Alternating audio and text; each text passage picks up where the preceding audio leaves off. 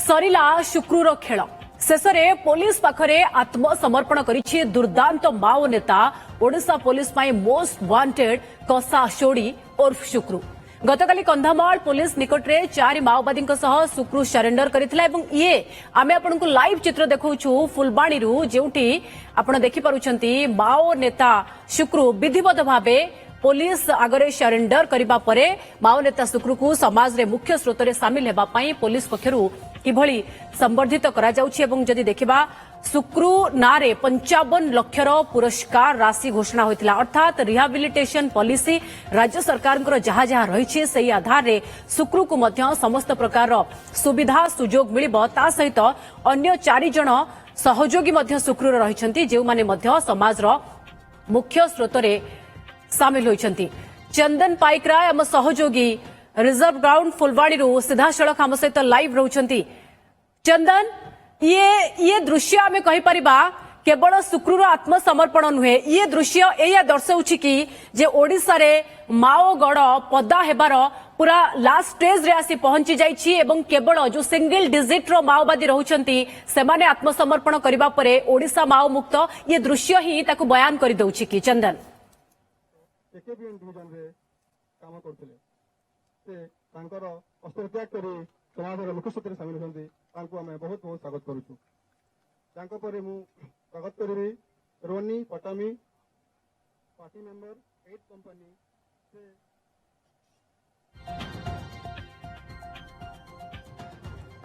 Okay चंदन बोधुए शुणी पारुना चंदन सहित पुणी थे जोगाजोग करुछु तेबे आपण देखि पारुछंती माओ नेता शुक्रू सह अन्य जो 4 सहयोगी रहिछंती सेमाने निजर अस्त्र शस्त्र जहाँ रही बंदूक रही ताकू मध्य पुलिस को दउछंती। एडीजी आंटी नक्सल ऑपरेशन संजीव पंडा निजे उपस्थित अछंती एवं माओवादी को स्वागत करुछंती। समाज रो मुख्य स्रोत को जेहेतु सेमाने फेरुछंती सेमानंकु फूल उत्तरीय देई स्वागत करा जाउछि जहां भितर जने महिला माओवादी मध्य रहिछंती जहां आपण देखि पारुछंती। तेबे माओ नेता शुक्रू उर्फ कोशा सोडी जे कि पुलिस पाई बा ओडिशा पुलिस पाई पूरा सुरक्षा बल पाई एक मोस्ट वांटेड माओ नेता थिला ताकू धरिबा पाई विभिन्न प्रकार आमे कहि परिबा ओडिशा पुलिस पक्षरु सुरक्षा कर्मी पक्षरु ड्रोन ठु नेकी विभिन्न प्रकार टेक्नोलोजी रे मध्य व्यवहार करा जायतिला बारंबार आह्वान दिया जायतिला माओ नेता शुक्रू को आत्मसमर्पण करिबा पई जदि आत्मसमर्पण न कले ताहाले निपात हवा सुनिश्चित जहां भितरे माओ नेता शुक्रू आत्मसमर्पण करिबा परे ये विधिवत भाबे समाज रो मुख्य स्रोत रे शामिल होउछंती। चंदन पाइकराय आम सहयोगी रही चंदन जदि शुणी पार्टी आपण जानवा चाहबू जे ये दृश्य या ही बयान करुछि कि जे ओडिशा रे माओ गड़ पदा हबार पूरा लास्ट स्टेज रे आसी पहुंची जाइछि आ मात्र किछि हाथ गणती माओवादी आत्मसमर्पण को अपेक्षा बा ये नंबर सिंगल डिजिट प्रथम अष्टम बस्तर मार्क डिविजन देखो गोटे पटे जदि देखा जे माओ मुक्त जदि जो अभियान रही जो ऑपरेशन रही से ऑपरेशन अनुसार ये केवल कंधमाल जिले में माओ उपस्थिति देखा जाइथिला जो कंधमाल जिला वर्तमान माओ मुक्त होगा जाउची कारण जो स्टेट कमिटी मेंबर थिले शुक्रू से शुक्रू सहित आज 4 टॉप कैडर माओ मादी आज आत्मसमर्पण करुछंती सेठी सीधा सड़क भाव चित्र देखुछंती जे जो रही जे स्टेट कैडर मेंबर जे रही शुक्रू ओरफ जो रही कोसा सोटी तांको सहित आउ 4 माओवादी जे पार्टी मेंबर रही संजय एवं 3 महिला माओवादी बनीला कुन्नी माझी एवं रोनी ये समस्ते आज अस्त्र परित्याग करने सहित सीधा सड़क भाव आप देखुवे जे आज जे आंटी नक्सल एडीजी रही ऑपरेशन जे एडीजी रही उपस्थित ये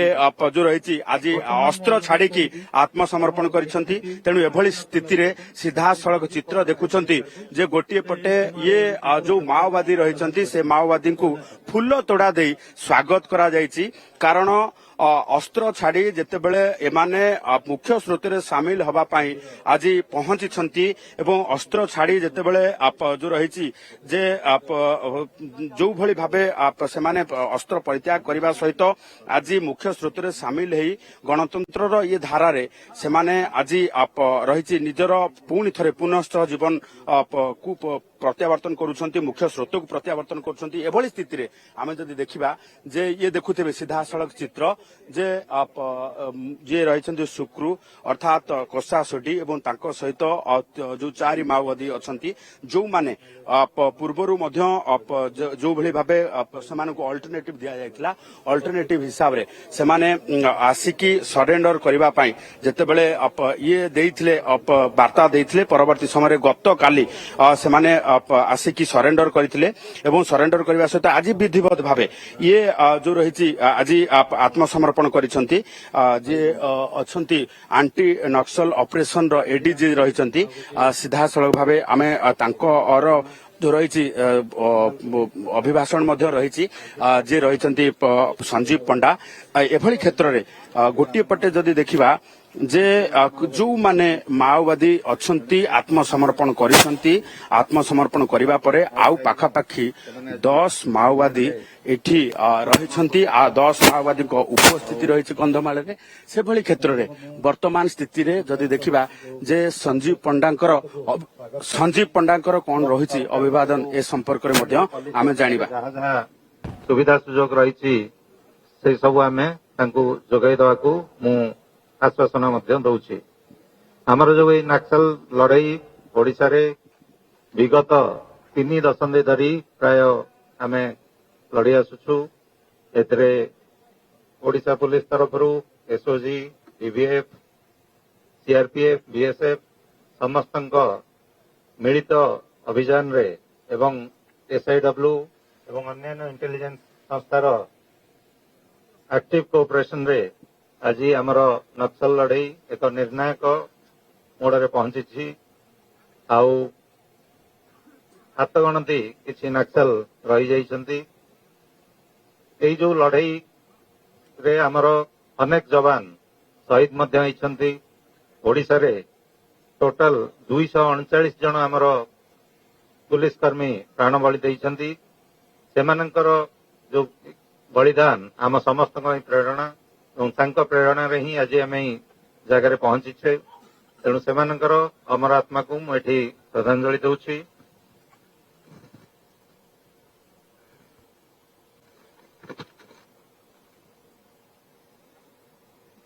आज जो 5 जन सरेंडर करते सुकुरु जी स्टेट कमिटी मेंबर रही राज्य सरकार तरफ 55 लाख टंकार पुरस्कार राशि रही एवं टोटाल 5 जनकर 66 लाख टंकार कैश आउट रही बंधुक 5टी बंधुक समर्पण कर गोटे AK-47 रही गोटे इंसास रही 2टा 303 और गोटे सिंगल शॉट रही आमर विगत दिन में विशेष सफलता पर सफलता आमको मिल चली कंधमाल मालकानगिरी 22 जन नक्सल सरेंडर करथिले डिसेम्बर मासरे तापरे आमर कंधमाल जिले में बहुत सुंदर एनकाउंटर होइतिला जोथरे नक्सल रो जी ओडिशा रे मुख्य कहले अत्युक्ति हेबनी गणेश उइके सी पुलिस गुली रे तांको आमे निहत करथिलु एवं तापरे एई जो सरेंडर प्रोसेस आउरी